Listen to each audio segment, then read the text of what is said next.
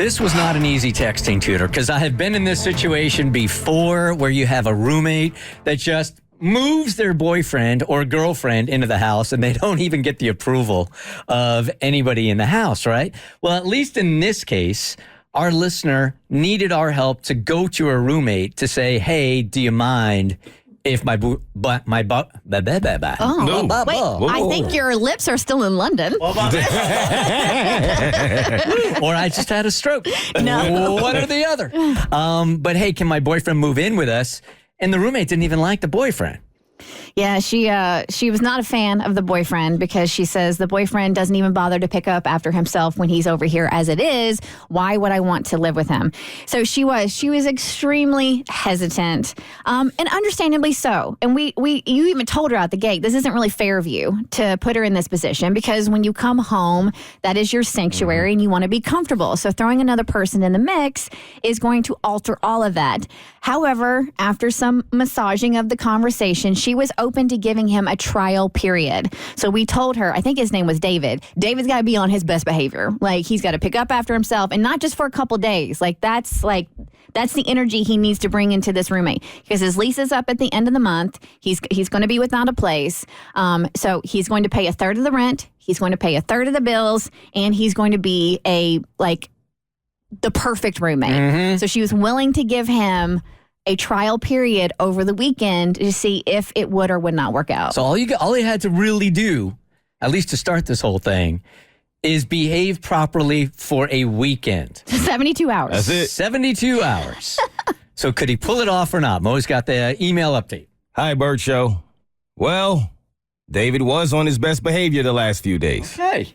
He not only made sure to clean up after himself, but he also became a bit of a handyman and helped fix some things that had really been bothering both me and my roommate. Look at you, David. There you go. It's a great start. He also noticed that she had an IKEA shelf that needed to be put together, and he offered to do that for her. Go get it, David. Those don't even come with instructions. Oh, they do, but you just can't read them. Yeah. At first, she turned him down, but after he insisted, she agreed. The next day, he even went to the grocery store, filled the fridge, and made us both dinner. That was Cassie's idea. It's not sustainable, but it's nice. How is he going to keep this energy? Okay, now we have an issue of setting the bar too high. I could tell that my roommate was impressed, although she was trying hard to appear neutral. I was desperately wanting to ask her what she was thinking, but I held off. I was just certain that everything was falling into place, and she was going to agree. Until this morning. My boyfriend woke up this morning and was going to go for a run like he does every morning. He was outside when he realized he forgot his AirPods. So, he came back in to get them. I guess he wasn't thinking, and because he was literally running in and out, he didn't close the door. In the 30 seconds it took him to grab his AirPods, my roommate's dog had gotten out and started running up the street. No. My boyfriend chased after him. That's good cardio. Well, he's getting his running now. Yeah. But that just caused her dog to run further and faster. He came back to the house to tell me that we had to go out and look for the dog ASAP. We knew the right thing to do was to wake up my roommate so she could help look too. She was furious. We spent the next 2 hours driving around looking.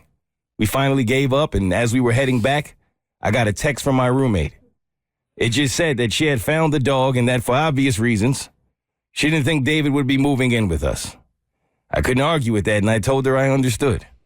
So, as of right now, we are trying to find him another place to live. All right, so this will die down in another day, right? It's just a mistake. It's just a mistake. It's a big mistake. It's a mistake. He's new to the house. He's not used to the routine yet. It's a mistake. I mean, I think your logic makes sense, but I think the fact that she already kind of was looking for a reason to not really have him there. He gave her one. He gave her a really good one. Well, Cass. It's just not fair. If you're not used to not having a dog and keeping that door closed and he thought he was in and out in 30 seconds, maybe she should have taken better care of her dog. Oh. How I'm just kidding. I wouldn't go on that offense. I'm just feeling for him because he was trying so hard. And it's like, it's one of those things where it's like, seriously, like Murphy's Law, like seriously, this is really going to happen to me right now after I've done everything right. I feel like you got to convince Roomie to give him one more shot. Like, Genuine mistake. Could have happened to anyone. But like Mo said, if you're looking for a reason, like she doesn't even really want him there anyway. She was doing it just to try to be open-minded. And now the most precious thing in her life, or one of the most precious things, runs out the door. I could see how she's going to use this definitely as the springboard. And if you come to me, like, so my dog gets out. That's my fur baby. And you come to me and it's just a mistake. It's just a mistake. And I'm still adamant. And you get mad at me that I won't get over the mistake. And I'll be like, okay, now you're gaslighting me and you're trying to manipulate me. You don't make me feel bad for a mistake that you made. You cannot move in. I just want to know why your dog was running away from you so fast. The first opportunity it got, it booked it. Put it on the dog. Yeah, put it on the owner. The Bert Show. Like what you just watched? Well, you can get a lot more of The Bert Show for free on Apple, Spotify, or wherever you get your favorite podcasts.